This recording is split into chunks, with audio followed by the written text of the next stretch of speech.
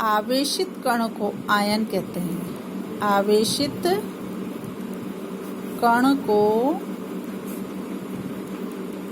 Ion कहते हैं। आवेशित कण को आयन कहते हैं। यदि किसी कण पर आवेश उपस्थित होता है, या हम ये कहते हैं किसी आवेशित परमाणु को, कण के स्थान पर हम परमाणु भी ले सकते हैं, आवेशित परमाणु को आयन कहते हैं। जैसा कि हमने पहले बताया था, परमाणु कभी भी स्वतंत्र अवस्था में नहीं रहते हैं, यह अणु और आयन के रूप में ही रहते हैं। तो हम ये कहेंगे कि यदि परमाणु आवेशित है, यदि उसने इलेक्ट्रॉन त्याग दिया या इलेक्ट्रॉन ग्रहण कर लिया है, तो वो आवेशित परमाणु कहलाता है। तो आवेशित कण या आवेशित परमाणु को आयन कहते हैं। यह दो प्रकार के होते हैं, धन आवेशित और दूसरा होता है ऋण आवेशित।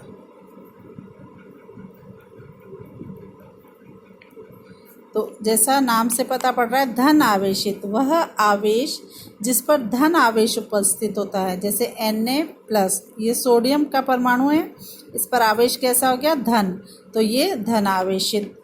इसी प्रकार कैल्शियम Ca2+, एल्यूमिनियम 3+, अब इन पर सब पर क्या है, ये परमाणु हैं और इन पर आवेश उपस्थित है।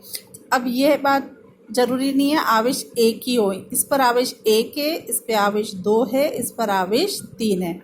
ये आवेश डिपेंड करता है कि इसने कितने इलेक्ट्रॉन त्याग रखे हैं। जब भी धनायन बनता है तो वो इलेक्ट्रॉन त्यागने पर बनता है, और जब यदि परमाणु इलेक्ट्रॉन ग्रहण करता है तो ऋण आवेशित होते हैं, वो ऋण आवेश कहलाते हैं। तो इस जैसे देखिए, chlorine oxygen 2- N3-, nitrogen 3-। Chlorine इसने 1 इलेक्ट्रॉन ग्रहण कर रखा है, ऑक्सीजन ने 2 इलेक्ट्रॉन ले रखे हैं और नाइट्रोजन ने 3 इलेक्ट्रॉन ले रखे हैं। ऋण आवेश कब बनता है, जब भी कोई परमाणु इलेक्ट्रॉन ग्रहण करता है। इलेक्ट्रॉन ग्रहण करना, इलेक्ट्रॉन ग्रहण करने पर ऋण आवेश और इलेक्ट्रॉन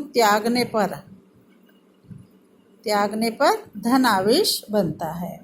इस प्रकार मुख्य रूप से आयन कितने प्रकार के हो गए, धन आवेशित आयन और ऋण आवेशित आयन।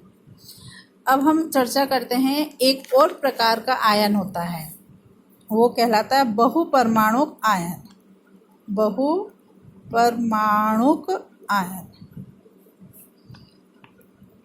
अब यहाँ आप ऊपर देख रहे हैं, इनमें सब में एक ही प्रकार के परमाणु हैं, एक ही परमाणु है। इसमें केवल सोडियम का है, इसमें कैल्शियम का, एल्यूमिनियम का। इसी प्रकार इसमें क्लोरीन का, इसमें ऑक्सीजन का, नाइट्रोजन का, एक ही प्रकार का परमाणु है। लेकिन जैसा नाम पता पड़ रहा है बहुपरमाणुक आयन, तो वह आयन जो 2 या 2 से अधिक परमाणुओं से बना हुआ होता है और जिस पर नेट आवेश उपस्थित होता है, उसे बहुपरमाणुक आयन कहते हैं। जैसे सल्फेट SO4 2-, ठीक है, carbonate CO3 2-, bicarbonate HCO3-, ammonium NH4+, hydroxy ion OH-। तो इस प्रकार आप सब देख रहे हैं, सभी 2 या 2 से अधिक प्रकार के परमाणुओं से बने हुए हैं। ये सल्फर ऑक्सीजन से बना हुआ है, ये कार्बन ऑक्सीजन से, ये हाइड्रोजन कार्बन ऑक्सीजन से, ये नाइट्रोजन हाइड्रोजन से बना हुआ है, और ये ऑक्सीजन और हाइड्रोजन है। तो इन पर नेट आवेश है, ये जो नेट आवेश है इनका मिलाकर आवेश है। तो बहुपरमाणुक आयन किसे कहते हैं, परमाणुओं का ऐसा समूह जिन पर नेट आवेश उपस्थित होता है उसे बहुपरमाणुक आयन कहते हैं। तो आज हमने यौगिक के बारे में पढ़ा था, इसके बाद हमने संख्याओं का ज्ञान पढ़ा था यहाँ पर, कि किस तरह से हम अणु की संख्या ज्ञात कर सकते हैं। हमें अणुओं की संख्या पता होनी चाहिए, या अणु के अंदर परमाणु कितने उपस्थित होते हैं उसका ज्ञान होना चाहिए। हमें गिनना आना चाहिए कि कितने होते हैं। ये सारी चीज़ अभी आपके बाद में काम आएगी। फिर हमने पढ़ा आवेश। आवेश मुख्य रूप से 2 प्रकार के, धनायन और ऋणायन। धनावेशित आयन और ऋणावेशित आयन, फिर बहुपरमाणु आयन। तो अब मैं कुछ आयन्स की पिक भी साथ में भेज रही हूँ, आप उन्हें लर्न करें।